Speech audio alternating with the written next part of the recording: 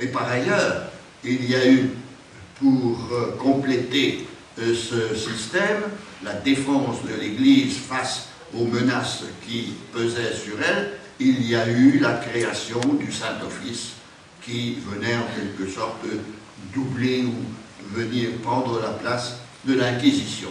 Et c'est ce Saint-Office que nous allons avoir à affronter comme l'index dans le cadre justement de la carrière de Galilée.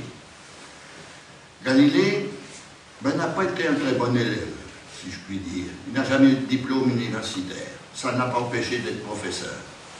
Il a été professeur, d'abord à Pise, puis il est parti à Padoue, et puis il est revenu ensuite à Pise, puis à Florence. Bon, il a fait une carrière d'universitaire, comme on le faisait à cette époque-là, ce n'était pas quelque chose d'anormal.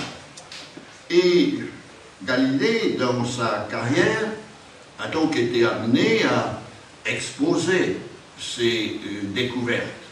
Et notamment, il a été amené à montrer la manière dont il voyait le monde et dont il apercevait comment ce monde fonctionnait et comment il pouvait être en face du monde tel qu'il percevait à travers notamment sa lunette. Car la lunette, elle a une grosse importance, dans la mesure où c'est justement cette lunette, et Mme Acker vous l'a dit, qui lui a montré qu'il y avait un mouvement des planètes, qu'il y avait un mouvement autour aussi des planètes, et c'est à partir de là qu'il en est venu à se rattacher lentement, mais pas immédiatement, attention, c'est un lent travail qui a été celui de Galilée pour accepter le système de l'héliocentrisme tel qu'il avait été exposé par Copernic. Alors Copernic, attention, Copernic, c'est un Polonais qui a enseigné à Cracovie et qui a publié un livre en 1543, à la veille du Concile de Trente, sur De Revolutionibus Orbium Celestium, donc de la révolution des mondes célestes. Les mondes, Orbium, la révolution des mondes célestes. Personne, au moment du Concile de Trente, n'a accordé d'importance au livre de Copernic. Il a été tiré à 1000 exemplaires. Les 1000 exemplaires, il en est resté la plupart. Ce qui veut dire qu'il n'y a pas eu de diffusion véritable de ce livre de Copernic. Il n'y a eu que quelques personnes, et ce livre est venu lentement à la connaissance d'ailleurs de Galilée. Mais ce n'est pas une acceptation immédiate de la part de Galilée. Il y a tout un mouvement d'esprit qui s'est fait pour qu'il en arrive justement à accepter la théorie de Copernic. Alors, il y a toute une série d'étapes que nous allons rapidement passer en revue pour comprendre ce qui s'est passé. Vous savez que c'est en 1610, et Mme Acker vous l'a dit, qu'il a découvert Jupiter et ses satellites. C'est cela surtout qui a amené à sa réflexion sur le mouvement des planètes. Et il a écrit à ce moment-là. Il a écrit plus particulièrement à un père jésuite qui s'appelle Benedetto Castelli. Et à ce père jésuite, il a exposé ce qu'il avait trouvé donc à travers sa lunette, et il en est venu à lui dire, et attention à ce qu'il écrit, l'écriture sainte n'a pas de juridiction dans le domaine des phénomènes physiques. L'écriture sainte, par conséquent, il se détache déjà de l'écriture sainte. Or, sa lettre a été publiée. Et par conséquent, elle a été connue. Elle a eu, du même coup, une répercussion considérable. Et dès lors, c'est une première plainte qui est arrivé au Saint-Office. Et une première plainte qui a été complétée, parce qu'il a écrit une autre lettre, et toujours à un père jésuite. Père jésuite qui s'appelle Foscarini, et le père jésuite était en étroite relation avec le cardinal Bellarmine. Le cardinal Bellarmine qui a essayé de s'ériger à ce moment-là en médiateur, car il a voulu montrer, car c'est le moment où justement, dans cette lettre de 1615, c'est le moment où Galilée a voulu dire qu'il adhérait à l'héliocentrisme.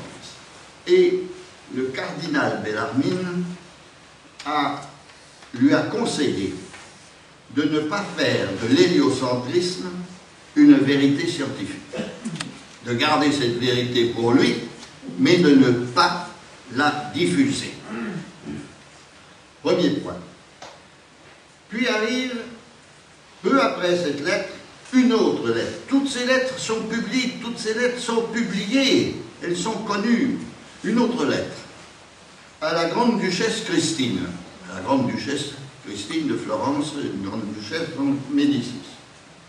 Et dans cette lettre, il en vient à dire que l'intention du Saint-Esprit est de nous enseigner comment on doit aller au ciel et non comment va le ciel. Vous voyez tout de suite des expressions qui, évidemment, irritent le monde du Vatican, le monde de la curie vaticane. Et le 3 mars 1616, tous les ouvrages scientifiques de Galilée, notamment celui que Madame Acker vous a montré, le messager sidéral, tous les ouvrages ont été mis à l'index.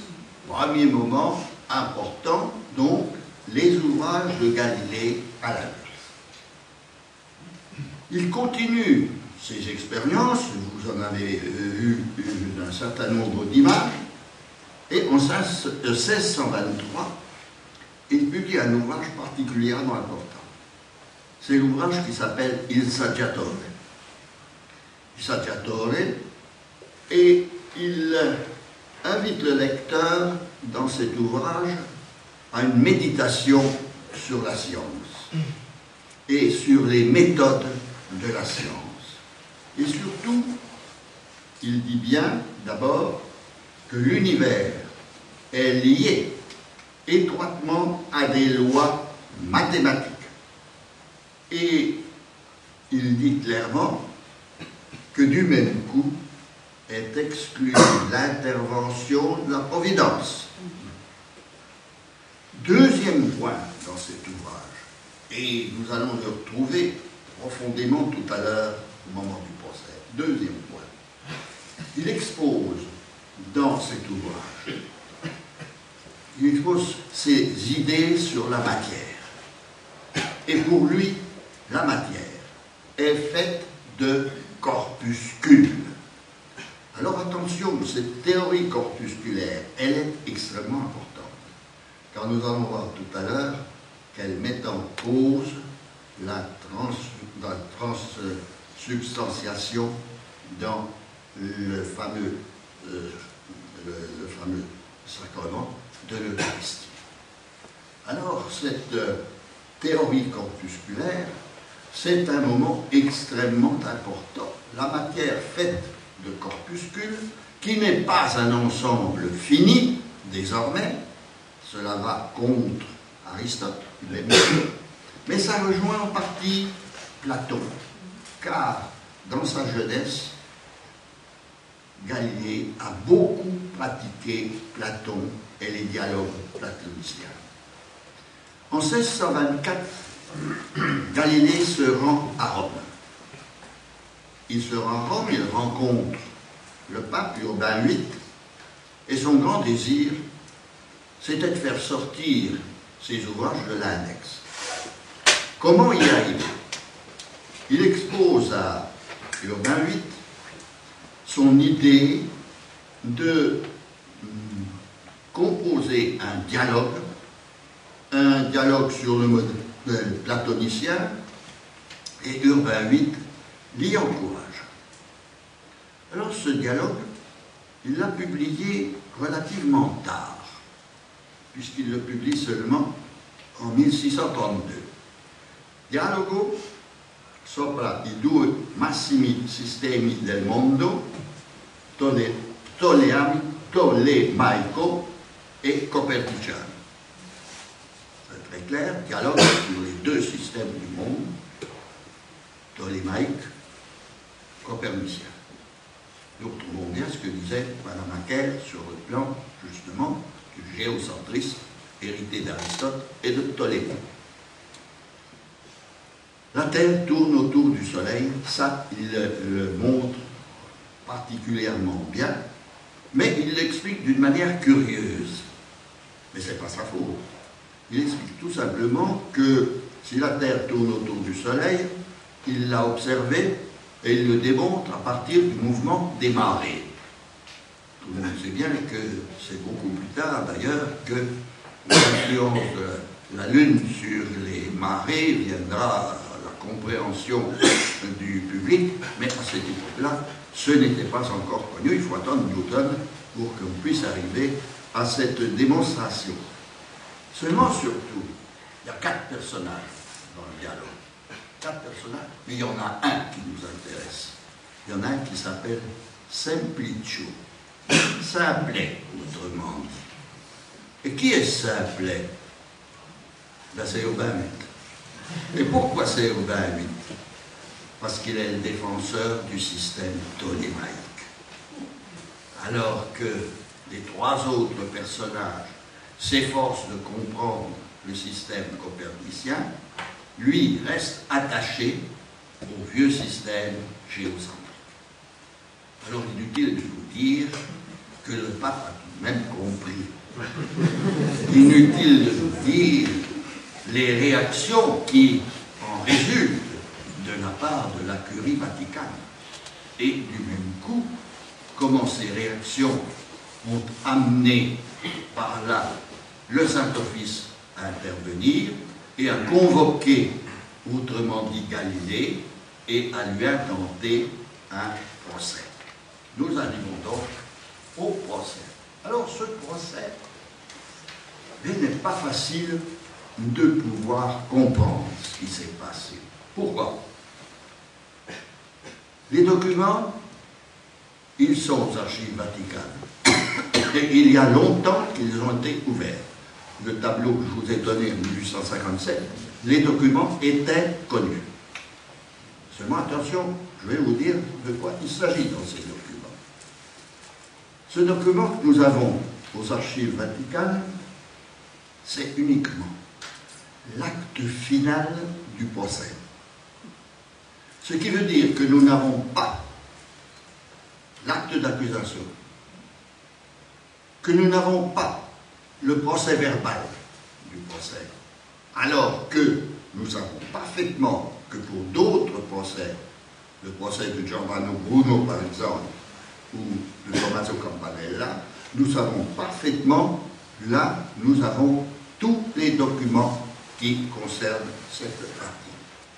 Alors, c'est une des grosses difficultés de pouvoir justement, à partir de ce simple acte final, de savoir très exactement ce qui s'est passé au cours du procès et comment s'est fait ce que nous appelons en quelque sorte la pénitence de Galilée, comment il en est venu à réprouver certaines des théories dont il aurait été le maître. Une grosse difficulté.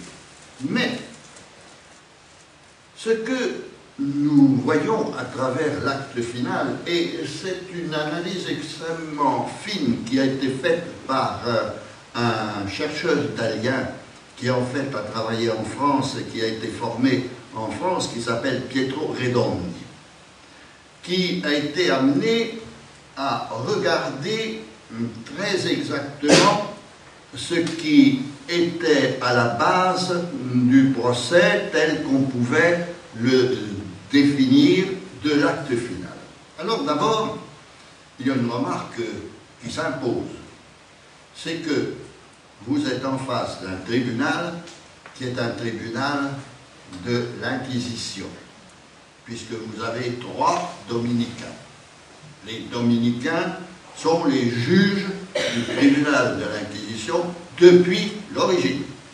Pratiquement, il y a eu quelques franciscains, mais la plupart des tribunaux d'Inquisition sont entre les mains des dominicains. C'est d'ailleurs parfaitement normal, puisque l'ordre fondé par Saint Dominique était un ordre d'études, un ordre qui devait combattre justement l'hérésie, plus particulièrement l'hérésie cathare, et qui par conséquent devait être à même de pouvoir justement juger les gens. Donc, de ce côté-là, 3 dominicains. Mais attention, les dominicains, comment sont-ils formés? Et encore de nos jours. Nous redonnons maintenant le contrôle de votre appareil de télévision jusqu'à la prochaine émission de... Assurez-moi, Lucien!